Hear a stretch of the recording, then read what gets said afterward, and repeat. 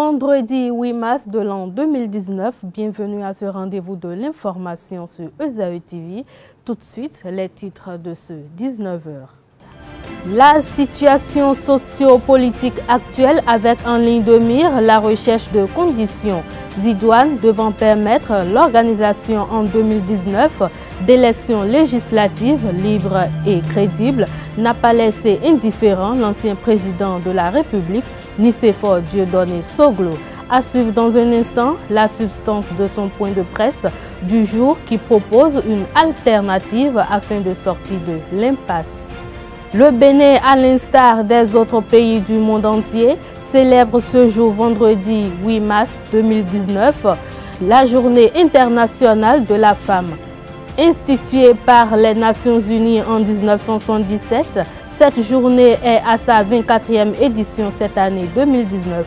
À suivre dans cette édition l'essence de cette commémoration et les impressions d'Annick Djimadja, auteure et femme politique béninoise, sur le mode vestimentaire de la gente féminine. Sport dans ce 19h, la première partie du championnat national de football de première division s'achève ce week-end. 8 matchs sont au programme de cette ultime journée. Plus de précisions dans ce 19h.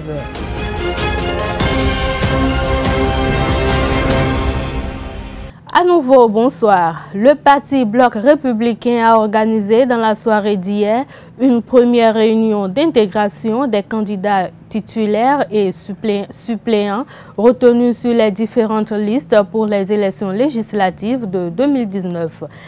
Il était question de débattre des stratégies orthodoxes de campagne pour des élections en toute transparence. À cet effet, le parti Bloc républicain se veut exemplaire et compte mener une campagne électorale sans achat de conscience.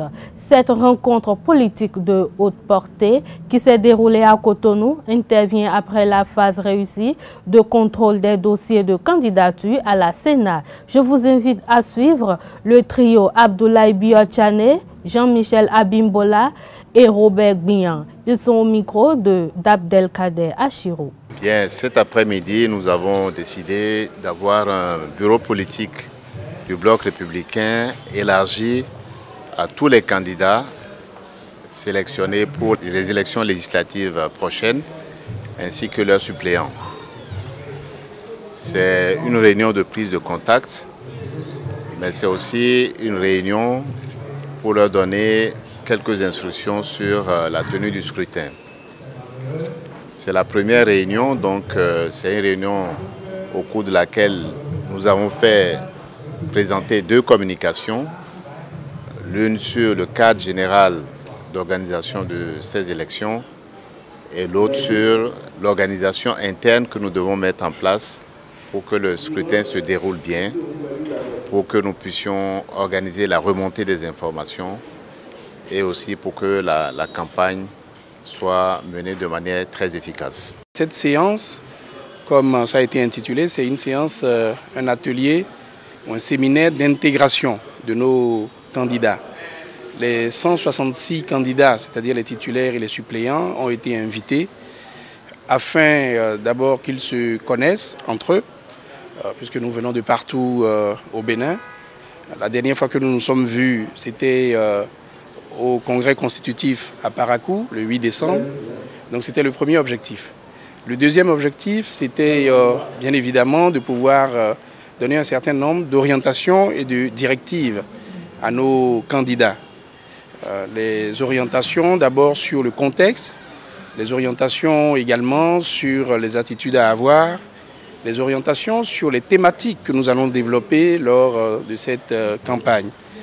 Et surtout, nous avons attiré leur attention sur un certain nombre de particularités, notamment relatives évidemment au fait que nous sommes en train d'aller aux élections où nous étrenons les nouvelles lois, la nouvelle charte des partis politiques et le nouveau code électoral. Donc c'est la première fois que nous allons éprouver ces deux textes lors d'une élection.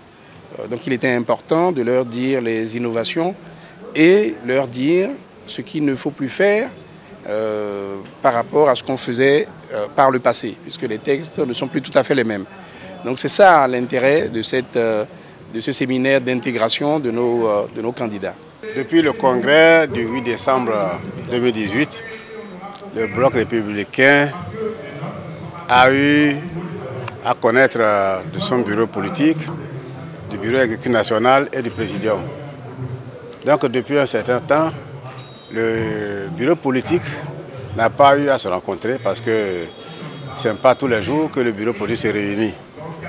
Donc, beaucoup d'informations ne sont pas relayées à la base, surtout après le dépôt de nos candidatures à la Sénat.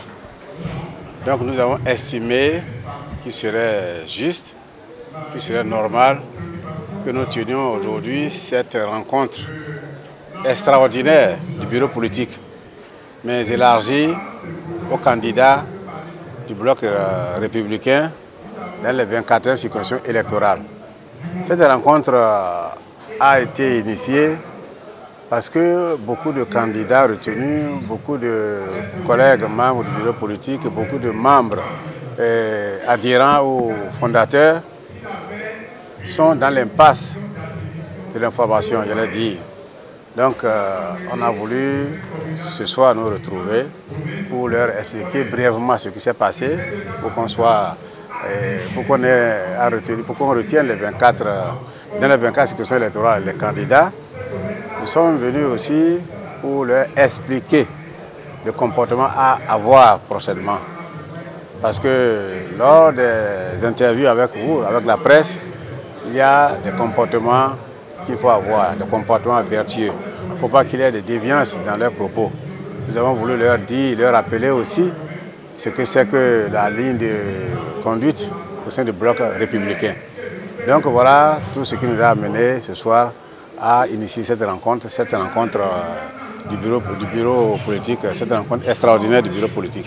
L'ancien président Nicéphore Dieudonné Soglo a tenu un point de presse ce jour sur la situation sociopolitique actuelle, notamment les conditions idoines devant conduire à l'organisation des élections législatives consensuelles et crédibles. À travers une déclaration lue à la presse nationale et internationale à son domicile dans la matinée de ce vendredi 8 mars 2019, il estime que pour permettre à toutes les formations politiques de compétir pour les législatives prochaines, il faudrait geler le système partisan et le code électoral, organiser les élections en bonne et due forme, puis réétudier les propositions de loi électorale en vigueur dans une atmosphère conviviale, apaisée et calme. Pour plus de détails, je vous invite à suivre le patriarche Nicéphore Dieudonné Soglo au micro de Marcel Fondi et d'Anita Marcos. Je suis d'accord avec l'opposition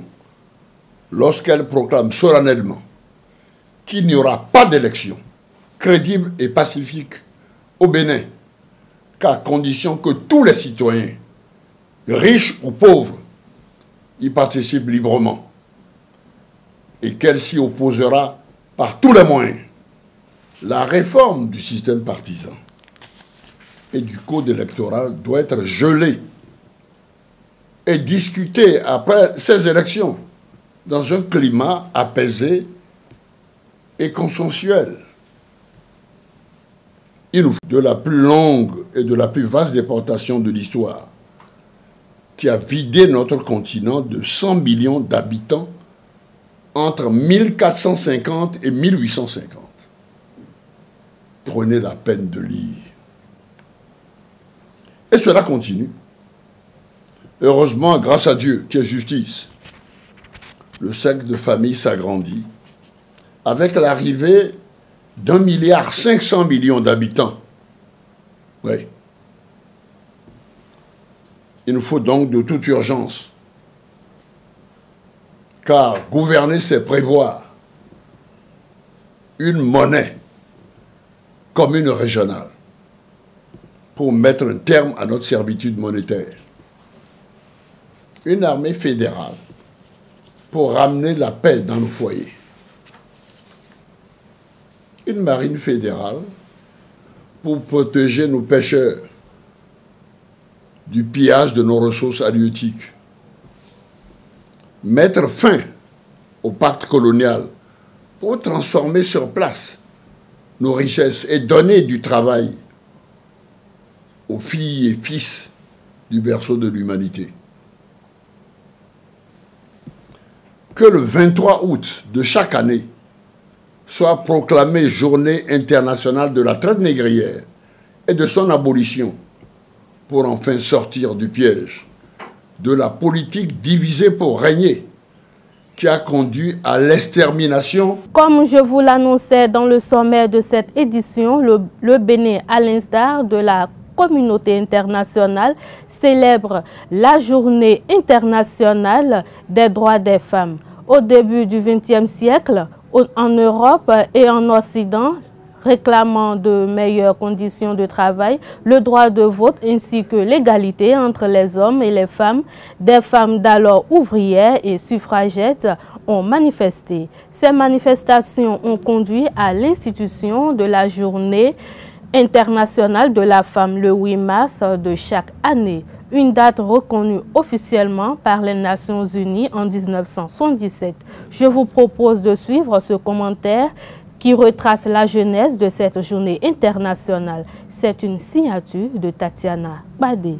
Les luttes des ouvrières au début du XXe siècle pour l'obtention de meilleures conditions de travail et le droit de vote a amené les Nations Unies à officialiser la Journée internationale des femmes en 1977. L'objectif premier de cette journée est de faire un bilan sur la situation des femmes dans la société et revendiquer davantage de droits, notamment la réduction des inégalités par rapport aux hommes et le droit au vote. Célébrée tous les 8 mars de chaque année, la Journée internationale des femmes, selon l'appellation officielle de l'Organisation des Nations Unies, est encore appelée la Journée internationale des droits des femmes dans certains pays comme la France. Les premières journées dédiées à la femme ont eu lieu le 28 février 1909 à l'appel du Parti socialiste aux États-Unis et le 11 novembre 1972 en Belgique. Pour l'édition 2019, le thème retenu est « Penser équitablement, bâti intelligemment, innover pour le changement ». Sans oublier que l'objectif visé est de réfléchir aux moyens innovants permettant de faire progresser l'égalité des sexes et l'autonomisation des femmes, notamment dans les systèmes de protection sociale, l'accès aux services publics et la construction d'infrastructures durables. La Journée internationale des femmes ou encore la Journée internationale des droits des femmes fait partie des 87 journées internationales reconnues par l'Organisation des Nations Unies. S'habiller décemment, afficher une allure fière et digne semble être une équation difficile à résoudre pour plusieurs femmes et jeunes filles de nos jours. Plusieurs raisons peuvent cependant expliquer ce comportement. Avec Annick Djimadja, auteure et femme politique béninoise, nous avons essayé de trouver des réponses et de proposer des solutions à ce problème majeur. Elle est au micro d'Anita Makos et de Marcel Fandi. Généralement, ce que nous sommes à l'intérieur reflète également ce que nous sommes à l'extérieur. Et dans les deux cas, ça envoie un message. À partir de ce moment, l'habillement devient un élément identitaire pour les hommes en général, mais surtout pour la femme. Parce que la femme est sacrée, la femme projette une certaine image qui l'oblige à faire attention à ce qu'elle porte. C'est vrai que les femmes veulent plaire, elles sont coquines. Quand on parle de la femme, il y a l'esprit de séduction, elles veulent bien plaire, elles veulent bien que les regards se portent vers elles.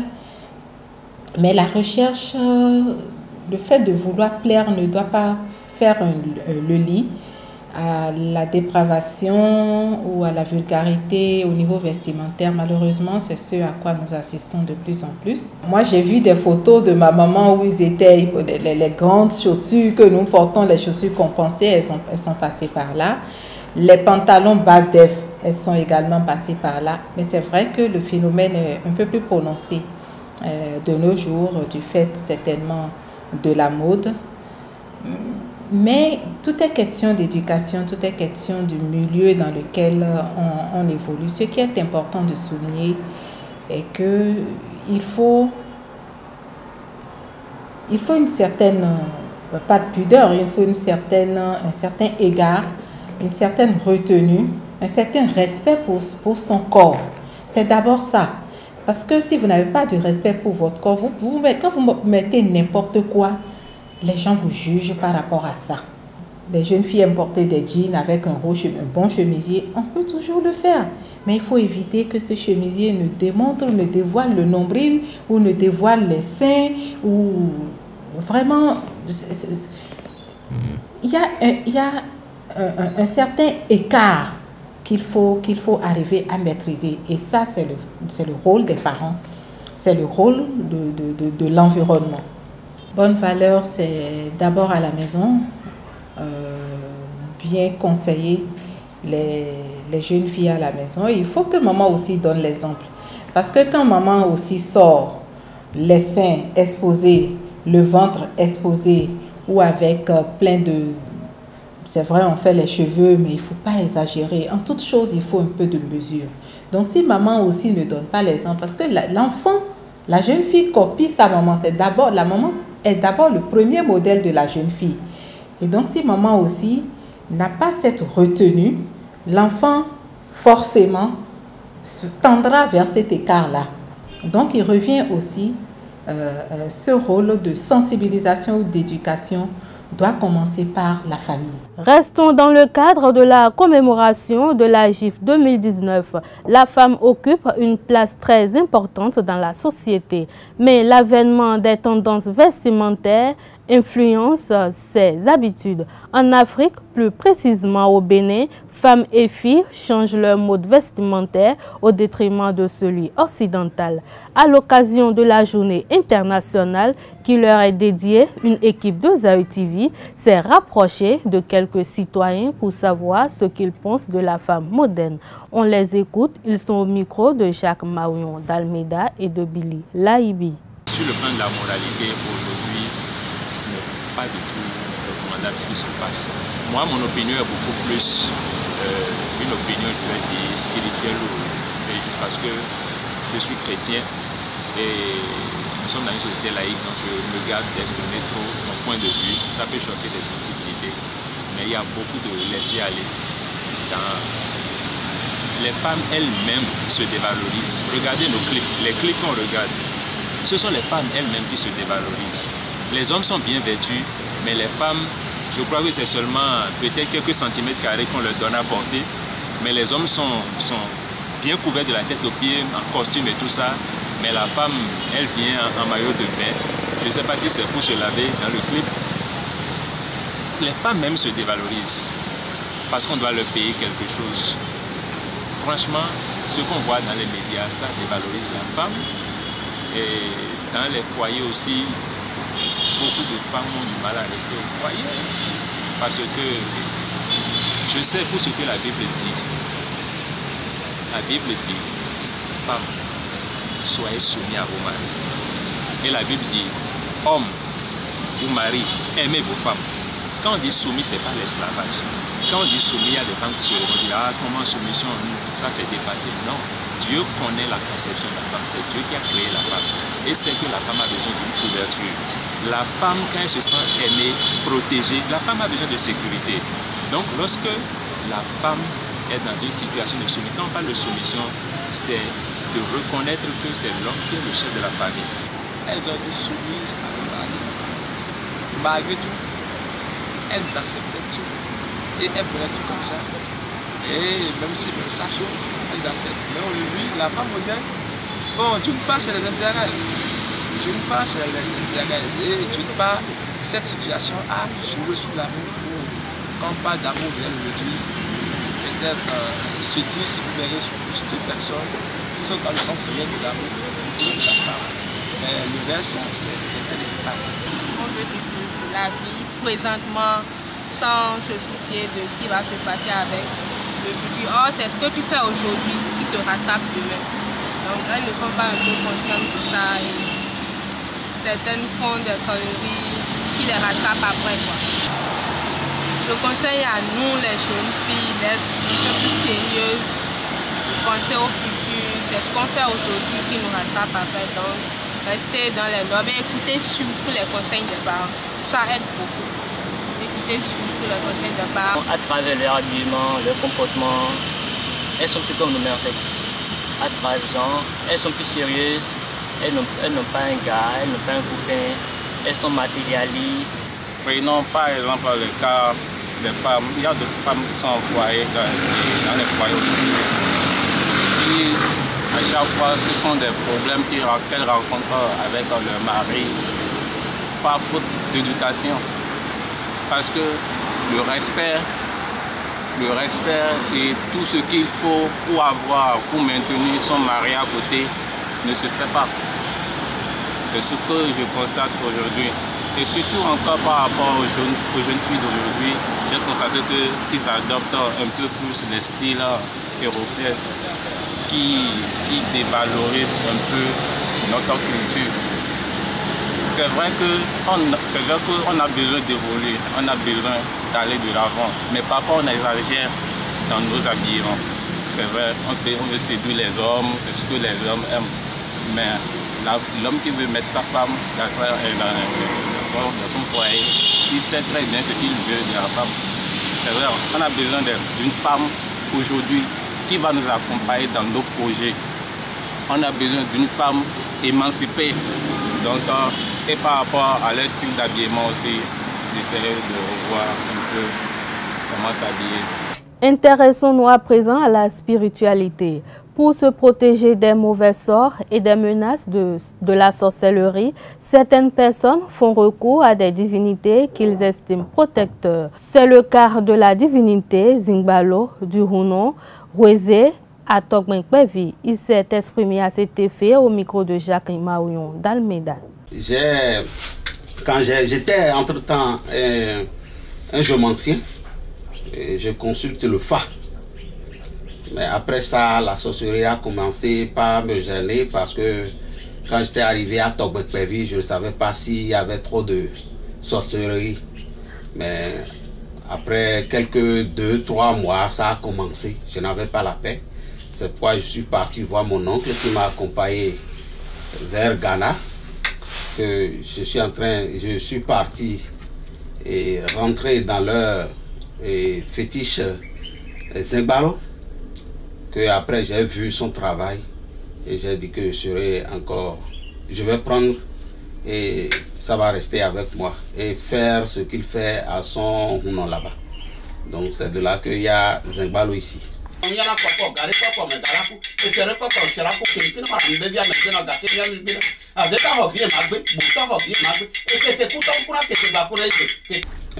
Un fétiche qui est très fort, qui travaille. Mais il ne fait pas deux bouches. Il fait ce que tu lui commandes et il faut avoir raison d'abord avant de lui commander. Si tu ne vois pas clair dans la chose, il ne faut pas le lui dire.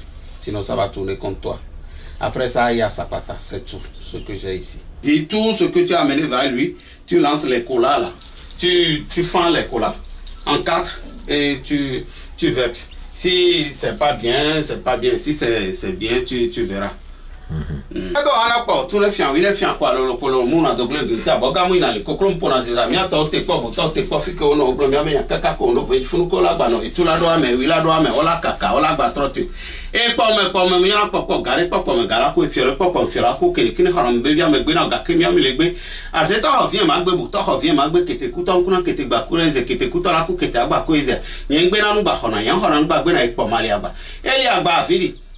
Mio mi keke mio vodo keke mio hule kame keke mio vodo mio de do ko de mayo e so gbe no be vodo ke yo va gbo wa enu ke yo va le wo egbe fifia be nu ala yan ma enu ala yin nu yen yo la kwa jogbe vu que tout est ouvert.